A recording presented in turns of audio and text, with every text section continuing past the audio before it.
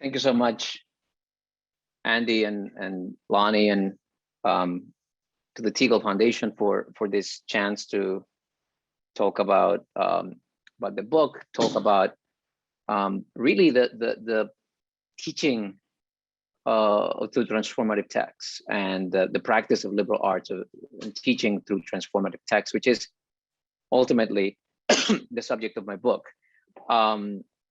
So I'm enormously grateful to be in this company. In a way, it feels like being very much at in a home turf, as it were, or maybe a little bit preaching to the converted. I guess what I want to do today is I'll read a few passages from the book to give you a sense of kind of the tone and the voice and the feel for what I'm doing in the book. But I can't help but be struck how kind of fitting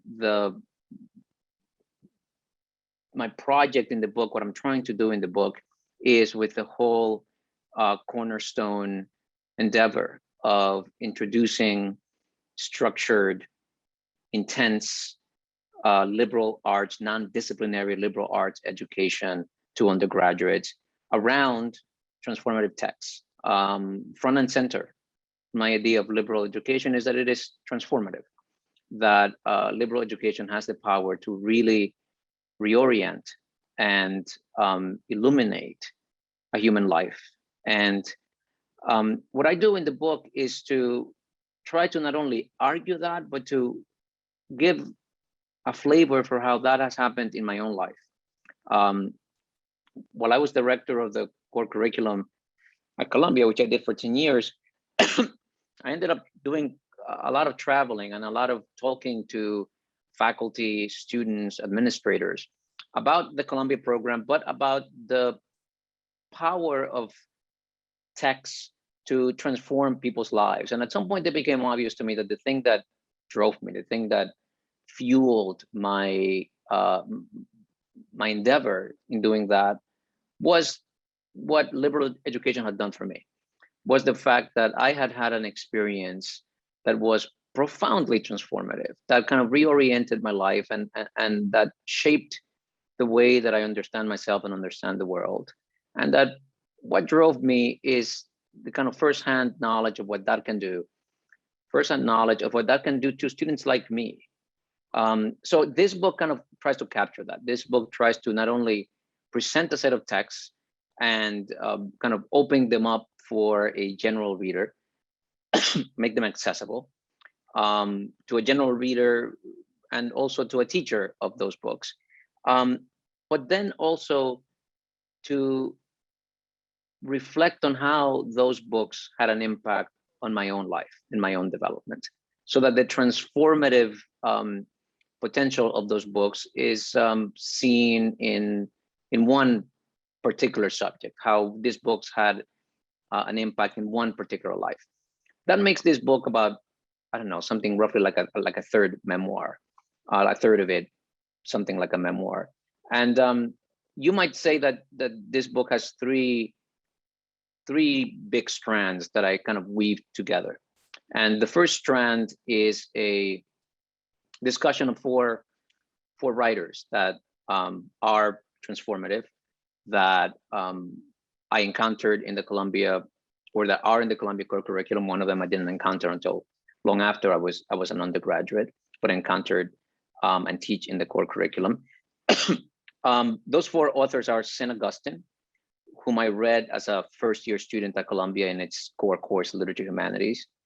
Plato and Aristotle, I treat as a pair. It's mainly about Plato, but a text that I accidentally encountered in high school. I just happened to have found a collection of dialogues of Plato, and with still kind of shaky English began to look into it. And that book opened up a whole set of relationships and insights. And I used those sets of dialogues as kind of my primary entry point into the teaching I do in the summer. Some of you know of the Freedom and Citizenship program, which I helped initiate and continue to teach at Columbia, which focuses on introducing first-generation low-income students to the kind of tradition of political thought and to liberal education. over the summer. I use those same dialogues to with those students, and have seen them have a analogous effect on many students as they did for me. The third author I deal with is Sigmund Freud, a modern, right? So the book has two ancient figures and two modern figures, and Sigmund Freud I also encounter in the core curriculum, and has had a profound impact in my my life and my teaching, and I see that in students as well. And the third figure is Mahatma Gandhi, who came into the Columbia core curriculum in 2012, and who provides a really important bridge between the Western tradition that the Columbia core is focused on and something else. So part of the book is a discussion of these four authors. That's one strand. The other strand of the book is a critique and analysis of the practice of liberal education in the university today. Liberal education, as all of you will know, is a kind of an endangered species in our contemporary, not just university landscape, but broad cultural landscape. The practice of liberal education is kind of profoundly countercultural to our prevailing norms, values, and orientation, not just of the broader society, but increasingly of the university. And there are particular practices, institutional structures, sets of incentives in the academic career, orientation of the humanities and the liberal arts as disciplines that have together kind of squeezed out and shrunk the space and the possibility for true liberal education in the university.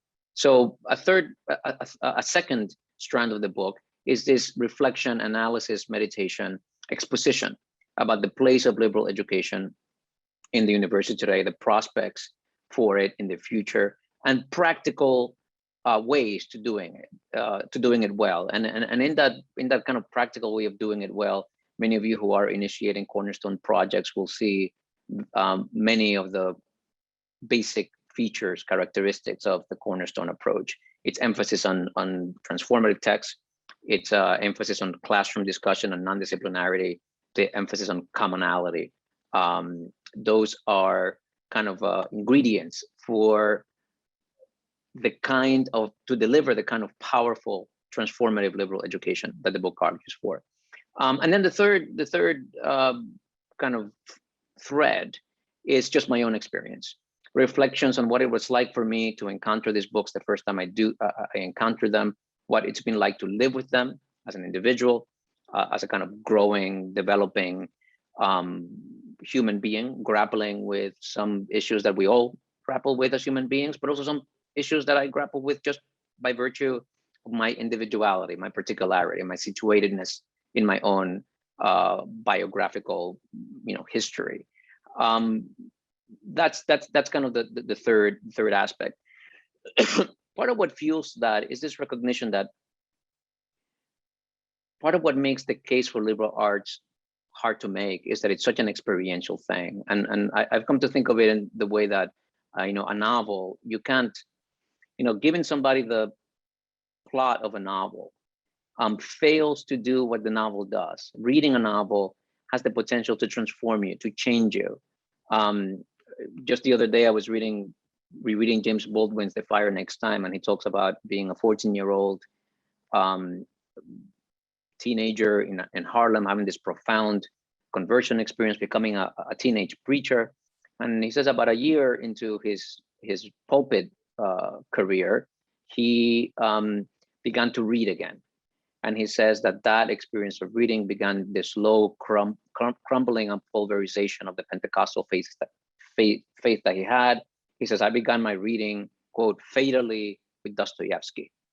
This thing that reading Dostoevsky, a 15-year-old boy in Harlem, reading Dostoevsky somehow can have this profound, transformative, life-changing, life-altering impact. Well, that you couldn't do that. That book can't do that for James Baldwin or anybody if you just give him the plot summary of The Brothers Karamazov or of Crime and Punishment. There's something about the experience of the novel, about going through the changes, being inside the consciousness of those characters, that has a transformative impact. It's experiential. It cannot be abstracted away, summarized, and delivered in concentrated form. Something analogous like that obtains with liberal education. It cannot be summarized, extracted, bottom line, and then delivered in a kind of extract concentrated form. You have to experience it. So because it's so embedded in the experience of an individual, I try to convey that by talking about my own life, trying to give readers a sense of what a liberal education does and can do. I want to begin. The first passage I want to read is it takes place when I first arrived at Columbia as a first-year student. I earlier in the book kind of give a brief sketch of my kind of life trajectory. I was born in the Dominican Republic in a rural mountain town. My parents, my father went to 6th grade. My mother did some high school while I was as a grown up in night school. Education was not a big presence in formal education in my life. I then came to the United States when I was 12 years old with my mother. My mother had come a few years earlier, lived in Queens, went to the local public school where I was in the bilingual program, an overcrowded and low resource school. Had in some ways a typical poor immigrant experience, as you know, thousands and thousands of other Dominicans have had, especially here in New York City. Went to the local public high school. By a kind of stroke of fortune, I ended up going to Columbia. I did not know what I was getting into. I applied to Columbia, really not understanding what it was, except that it was the hardest school to get into that you can get to on a subway. And that's the school that I chose to go to. So this first passage reflects on the moment of arrival for me at Columbia. I entered the Columbia campus through the Amsterdam gates in mid-July 1991 with my belongings in an old suitcase. My brother Casey drove me in the used but faithful Mercury Lynx he had acquired not long before, with Mom and my little brother Ray tagging along. In some ways, I hadn't gone far from home. I could get on the subway and go back to Queens at any time. And yet when Casey left me at the front desk of John Jay Hall and I took the elevator to the 13th floor, I felt as if I had leapt into an abyss. It was one of a handful of moments in my life when I felt completely disarticulated, out of joint, overwhelmed by a feeling of exposure and loneliness. What the hell am I doing here? Where am I? I want to go home. If there had been cell phones back then, I might well have called Casey to ask him to come back and get me. Earlier that morning, I had gone to Woolworth's on 99th Street in Corona, Queens with my cousin Rick to buy some last-minute supplies for my pilgrimage. Rick, in his inspired way, had picked out a blue bandana from a rack and with an air of ceremony, presented it to me as a going-away present. I wrapped it around my head right then and there, puffed my chest out, and we both burst into laughter. Everything about that morning felt ordinary, like it was just another day and I was only getting ready to take some clothes to the laundromat. The world was shifting from under me, but it would have been too much for me to see it. Looking back, the emphatic ordinariness of how I felt that morning seems suspect. It was entirely out of tune with what was happening, resolutely out of tune. Not until I said goodbye to Mom, Casey, and Ray did I begin to grasp the fact that I had once again stepped into a world that felt discontinuous with everything I knew. The night before, after I had gone to bed, Dulce, Rick's mom, had knocked on my door and given me an envelope with $80 in it. She had collected it from family and friends. It was their send-off, and it was Dulce's special way of acknowledging what was about to happen. It would not have occurred to anyone else to do something like that. In fact, everyone seemed pretty indifferent to what was happening. None of us quite understood the meaning of packing up a suitcase and going off to college, and no one had ever heard of the Ivy League. But Dulce understood that night, my last night in that bed, in that apartment, in that community, was not an ordinary night in my life. She brought me a gift that was also an aspiration and a recognition. It was only a few years ago that the memory of Dulce's knocking on my door that night came back to me, setting off a flood of tears. How could I have forgotten that profound gesture? Why had I forgotten it? And why was I remembering it just then? It was not the first time, nor the last, that some random trigger, without a reason I can discern, exposes me to a high voltage memory. A memory that was invisible before, but which has all along been exerting a subterranean force, like the massive objects beneath the surface of the moon that astronomers detected because of the gravitational distortions they produced. Each of these memories is a kind of riddle, a cryptic message from below decks, an oracle that speaks the truth, a truth I have not wanted to know, but which has now managed to break through to the surface. I arrived on campus with Dulce's envelope in my pocket, and that envelope signified something I did not want to face, something I was going to forget, and that I would not remember until many years later, when the precariousness of my life was no longer so obvious or threatening. I had applied only to colleges in New York City. I could not stomach another uprooting, another dislocation to an alien world. But here I was, standing in this dorm room with a suitcase, alone, and having nothing to do and nothing to say and nowhere to be. How was I to fill the hours before the orientation later that day that would begin to give shape to the situation? For now, there was a vacuum in the pit of my stomach. From my window, I stared at the empty campus of a summer Sunday, the South Lawn, Law Library, the enthroned statue of Alma Mater looking vaguely in my direction, the bells of Riverside Church ringing loud but hollow to my ears. Without unpacking, I went back downstairs and took a walk around the campus. The sadness and sense of loss began to lift gradually, and by the time the orientation had started, I was basically fine. But the episode left a mark. If I experienced anything like that today, I would call it a panic attack.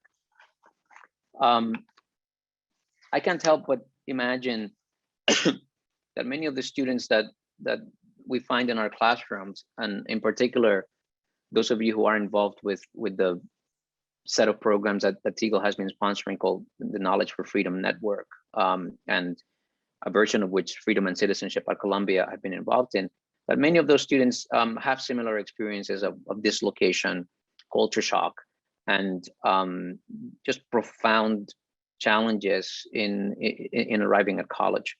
Part of what helped me navigate that situation, begin to piece together some way of understanding the world I had entered, happened in the classroom, and it happened through the conversations, the exposure to the text that we were reading. And let me read the next passage, which is specifically about my encounter with St. Augustine. Before after I came to the United States, before enrolling at Columbia, I had a very powerful religious experience. I was living in a family that was very religious, and I kind of got swept with a kind of revival that was happening in the family. So I got to Columbia, encountered early in the second semester St. Augustine's Confessions. All of this was with me, fresh with me, as I encountered St. Augustine's Confessions in January 1992.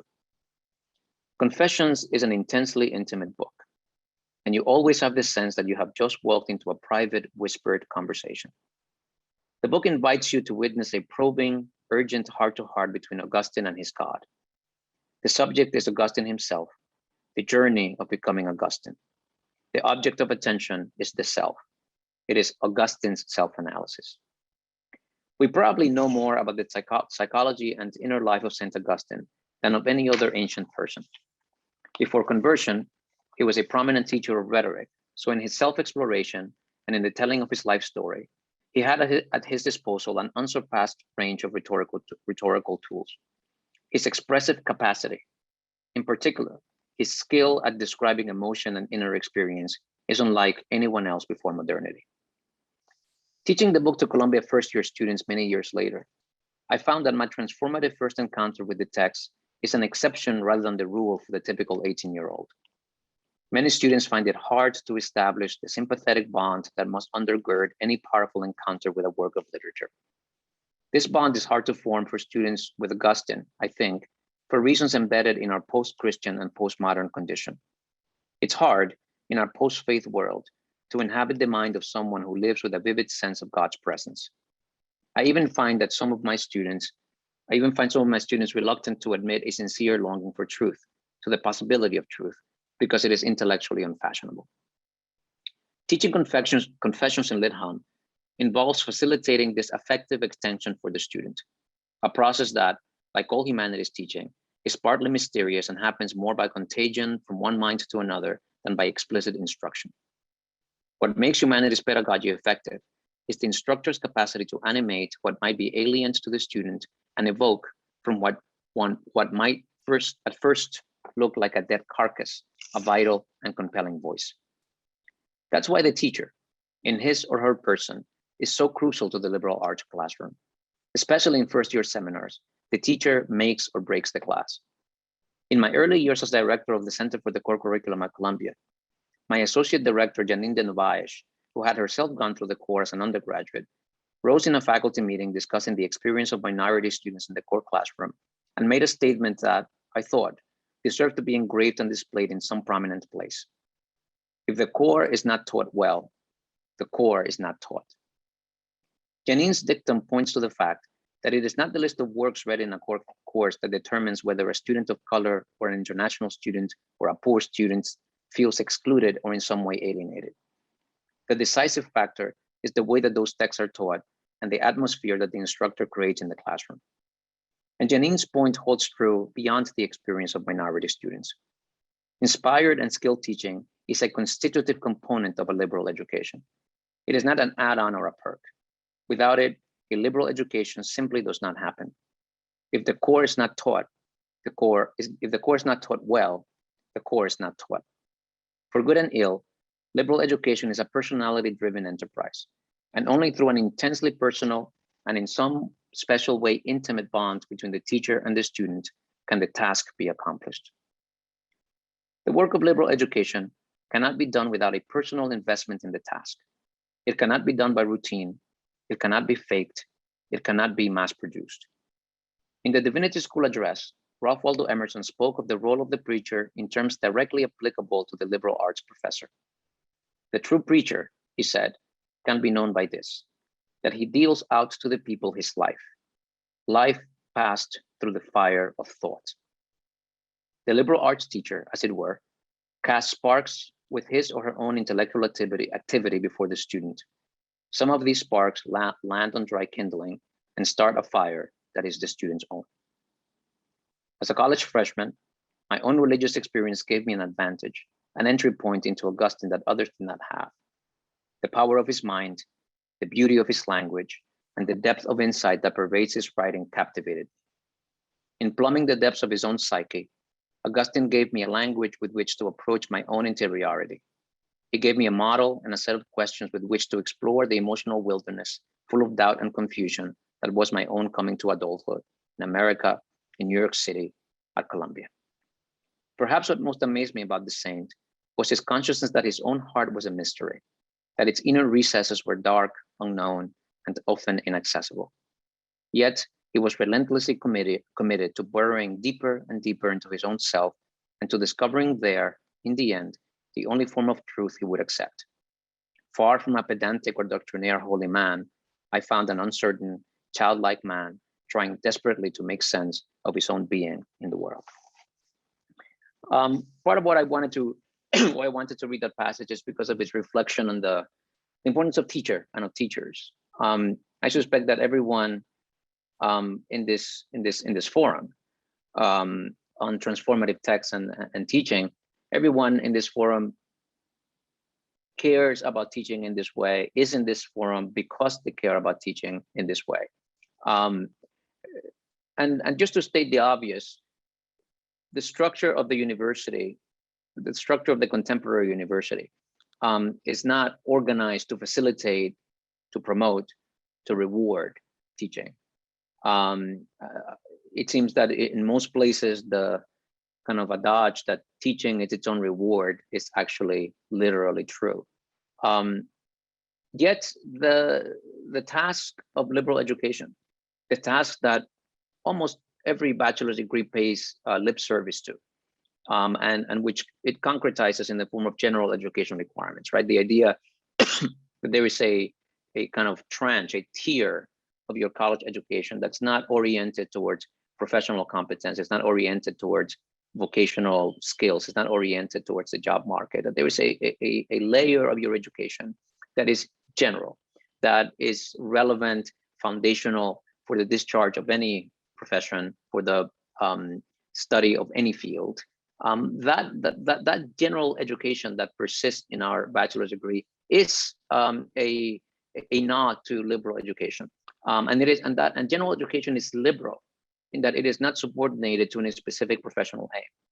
Yet, we profoundly in the university fail at using this kind of real estate in the education to deliver true liberal education, to deliver the kind of education that can awaken a student to the condition that really lies at the heart of the idea of liberal education, that is the condition of freedom.